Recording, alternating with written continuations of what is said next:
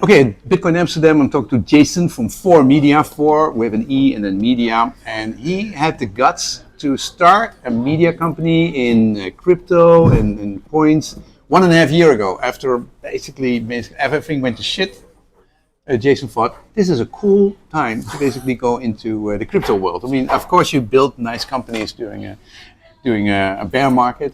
But Jason, so Media, you're now arriving in Amsterdam. You live normally in Austin, Texas, great place, South by Southwest. Why did you? What is Media?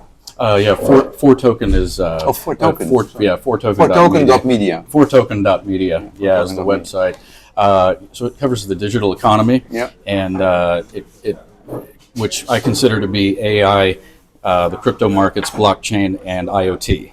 All the buzz names together, really great. Together. Okay, something must stick. Yeah, absolutely. Yeah, I've got one writer that works with me. I write as well articles covering all the news that's fit to print. And fit to print. Well, not that I don't copyright that word, but yeah. But I have a podcast as well, the Foretoken podcast, and I also am working on getting a live data streaming service where investors can see public data that they can kind of track those markets, something like slice and dice the data the way they want to have it. Because you're a database man, from your background. From my background, there's a lot of data. I like that. Information brokerage is basically what it is. I broker information. That's the goal.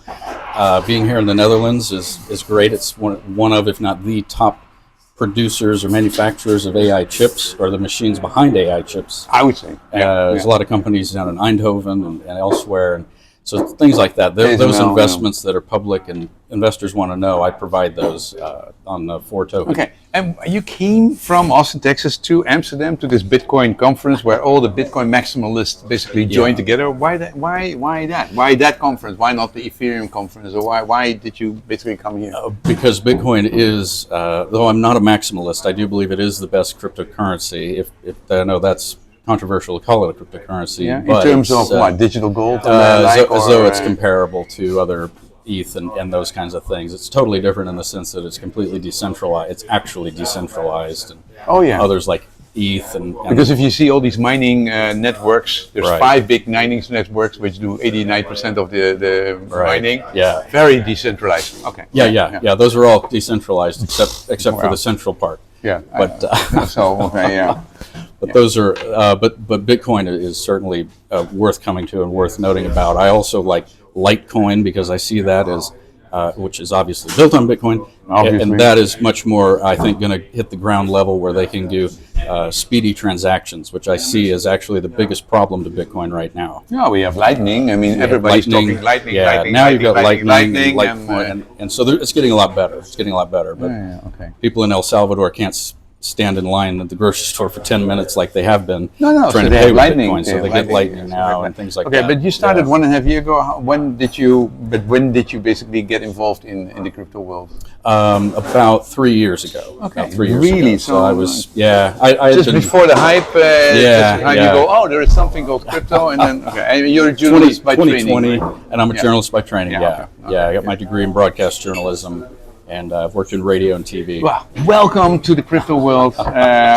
Fresh minds, new energy. And absolutely. Okay, what have you seen here at the Bitcoin Amsterdam which was worth mentioning? Where you basically, who do you interview, or what are you writing about? What's your impression? Yeah, absolutely. There's a lot of companies that are now shifting toward their model of being much more willing to work with regulators in not only the U.S. but Europe and elsewhere.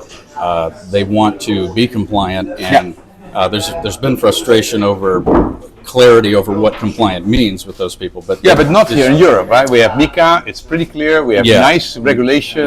We want to organize our thoughts before we punish people. Right. And, unlike the US. Not like the US. So that's really. You published MiCA back in I think April.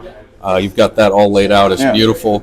So that's also why I'm here. I think businesses are going to do better. I think crypto and several business and related industries are going to do very, very well in Europe, actually best of all than elsewhere. Did you already, there's a bunch of lawyers who have booths here, right, which are really into MiCA and that kind of stuff. Have you interviewed them? Are you basically trying to get to the bottom to explain to the international organizations, the international people about what MiCA, European network the law is? I haven't gotten to interview them yet, but I'm going to be talking to them to get kind of their side of it and to see how the laws are going to be able to not only protect the companies, but to also help them forge ahead and be successful down the line without hamstringing them in the beginning. Yeah. We've seen this in the U.S. with XRP. I'm no fan of Ripple, but they are being unfairly treated by the SEC in the U.S. So there's all kinds of with MiCA now. You've got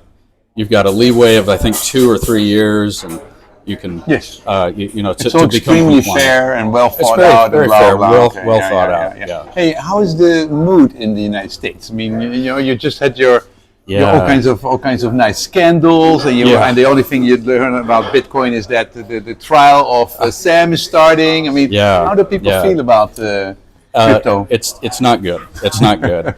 But I think that what's missing is and that crypto is not and should not be the only application of blockchain technology, and that's what, of course, everybody's focused on that. And Sam Bankman-Fried and his haircut, but he's got a lot of the attention right now. But he's just one of many people that have gone into But you're this. not only into money, you're also into blockchain applications. Blockchain like the energy applications, transition and have decentralized Energy, decentralized blah, blah, real blah. estate, supply Shares, chain, supply shares. chain, yeah, There's a lot of things. Finance or coinage is one application, but there's many others. Yeah, and but I think we had all that's this promise for years and years. But have you seen it materializing? No.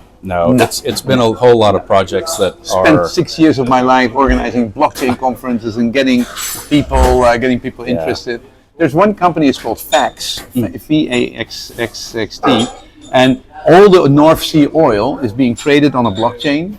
Really? On the blockchain, and it's like 10 billion of oil being traded every month there. So there's 60% of the North Sea oil is traded on a blockchain which is not a public one, but it is a decentralized with like 100 partners. Yeah. So that's an example I've seen. And now, of course, we want identity. We want our own identity, and you want your school identity, your diploma identity, and this identity. You want all these stuff. But we need some good examples of success. But okay, we're waiting for the next hype cycle, and then we'll get those things coming to the market. Okay, so that's interesting what you see. Everything is negative in America. Not much to be expected from there. Europe, at least. foretoken.media is the best thing going in crypto in the United States. Okay, but that's really hard. That's really sad if that's the best thing. But anyway, foretoken.media is the website. Yes. And you basically get a subscription to the podcast and that kind of stuff. Glad to have you in Amsterdam. Absolutely. Thank you, Vince. I appreciate it. Thank you so much. I appreciate your time.